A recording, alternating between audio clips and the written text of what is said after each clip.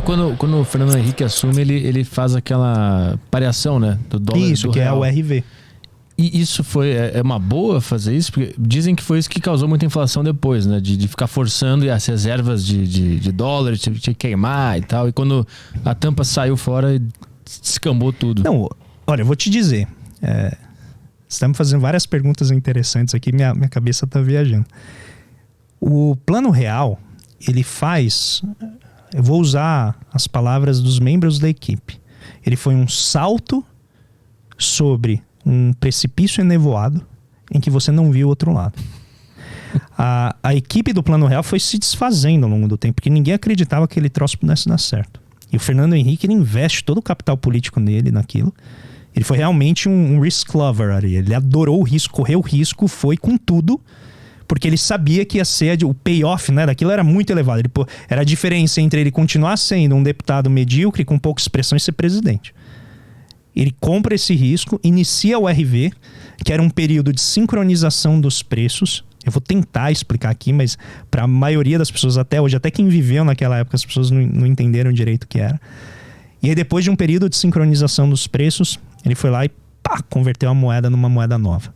E aí aquilo que custava, sei lá, 50 mil cruzeiros, né, ou na época acho que era cruzeiros reais, se eu não me engano, de repente custava R$1. Que é isso que você está falando. Uhum. Quando você tem essa mudança, adivinha o que acontece? É um boom de consumo. Porque antes uma balinha custava 20 mil cruzeiros e agora ela custa 10 centavos. Imagina quanto tempo as pessoas no Brasil não pensavam em centavos. Sim, mas isso é só psicológico, porque na prática era a mesma coisa? Mas em economia o psicológico é real. Não há nada mais real em economia do que o psicológico. Nada mais real. A economia é uma projeção psicológica da sociedade? Acho que a única coisa que eu concordo efetivamente com o Mises, que é a teoria da ação humana. Então, a maneira como você age está associada a como você olha para frente. Ninguém age no presente, né? Você sempre age para o futuro. Uhum. Passou de novo. O presente ele está passando todo mundo. Você sempre age prospectivamente.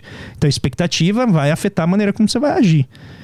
Agora, quando você muda de 20 mil cruzeiros reais para você comprar uma balinha para 10 centavos, psicologicamente, o que a pessoa percebe? Eu tenho muito poder de compra. Uhum. E ela começa a consumir muito mais. E essa percepção estava na base do Plano Real. Principalmente do pós-conversão da moeda. Porque as pessoas estavam lá, todo dia chegavam no supermercado, falavam, quanto que está o RV? Que é o RV todo dia, a unidade referencial de valor, todo dia ela era atualizada de acordo com a inflação acumulada do período anterior. O Banco Central tabelava. Então você olhava o valor da URV, via o preço em cruzeiro e pagava em cruzeiro. Mas o preço era dado pela URV. E os preços da economia bombando. Chegou até, acho que mais de 3.000% de inflação nesse período, porque todos os preços estão tentando se ajustar, mas todos eles estão sendo medidos em URV. Mas em cruzeiro real, era uma dança maluca, cada um, né, colocava o preço que queria. Quando chega dia 1º de julho, o governo chega e fala assim, parou a dança, todo mundo congela onde está. Uhum. Então você tinha gente que estava para ajustar o preço. O cara ficou, sei lá, 5 dias sem ajustar o preço numa inflação monumental. Ele ia ajustar ali naquele momento. Ele não ajustou. Tinha um cara que tinha acabado de ajustar o preço.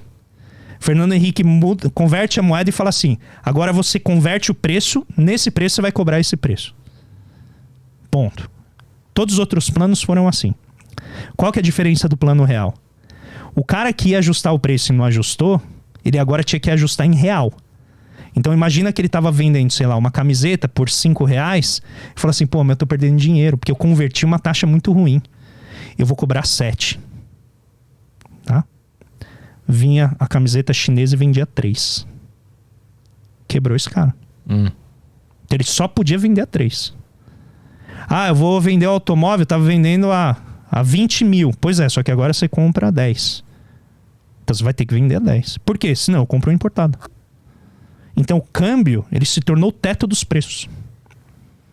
Você não conseguia passar desse teto, porque como era 1 para 1, R$1 para $1, qualquer um que tentasse cobrar mais de R$1 tinha que concorrer com as importações. Então você segurou a inflação na marra. Uhum. Qual que é o problema disso? Você tem que ter muita importação, né? Porque agora a pessoa está com dinheiro na mão, que ela está empoderada. Tá com poder de compra. Psicologicamente, isso era algo esperado. E ela tem um montão de produto importado. Eu lembro na época que você comprava um tênis, o tênis era um objeto de desejo, era um objeto que era roubado, né, na rua, você tinha que tomar cuidado, se tinha um tênis bom, você não podia andar com ele, tal, porque as pessoas vinham e roubavam tênis. Aí de repente você começa a ter uma enxurrada de tênis. Por quê? Porque ficou barato. Então, ai daquele, eu lembro que tinha um que chamava Le Cheval, era um tênis referência de velho aqui. Mas era um tênis que ele tinha um preço módico, ele era acessível, sumiu. Porque de repente você estava comprando Nike muito mais barato.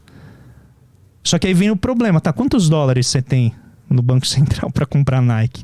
Para comprar queijo suíço? Para comprar automóvel importado? Tem dólar suficiente para comprar tudo isso e comprar, por exemplo, celulose, comprar trigo, comprar as coisas que a gente precisa para fazer a economia funcionar? Em geral, não tinha. E aí são as crises cambiais. Então, o custo de você ter um nominalismo baixo, que é essa pergunta que você fez, é que você tem que ter uma reforma monetária, que é sempre problemática, sempre difícil de fazer, pode dar certo, mas é muito arriscada. Fernando Henrique fez, deu certo e se elegeu no primeiro turno. Né? Tamanho, o poder daquilo que ele conseguiu como político. E tem o custo de manter esse troço depois. É fácil chegar no 1 para dólar. Sim. O difícil é manter isso. Porque você tem muitas pressões na economia que vão tentando desvalorizar o câmbio, porque a economia não está pronta, principalmente pela disponibilidade de dólares, o que me leva àquela nossa discussão no final da nossa última conversa sobre a Argentina. Né? O câmbio lá, a gente recentemente foi lá para Buenos Aires e é impressionante, você tem uma economia baseada na arbitragem de câmbio. E tem vários câmbios paralelos, né? Então, que as pessoas decidem, né? Tem o câmbio Qatar, tem o câmbio Neymar, tem o câmbio não sei o quê, tem o câmbio de tudo. E virou realmente uma economia. As empresas ganham dinheiro arbitrando moedas, porque você tem um diferencial muito grande. Por quê? Porque falta dólar. A gente viveu, não chegou a ser tão profundo quanto a Argentina viveu e está vivendo, mas entre 95 e 99 esse é o drama. Você quer manter uma economia, na época tinha acho que 190, 180 milhões de habitantes, talvez um pouco menos, sem manter com importação.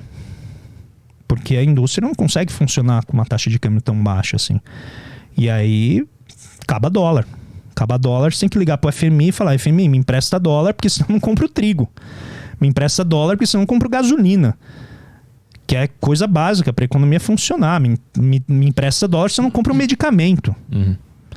E aí chegou em 99, né, o governo viu que não tinha como sustentar no dia 15 de janeiro, se eu não me engano.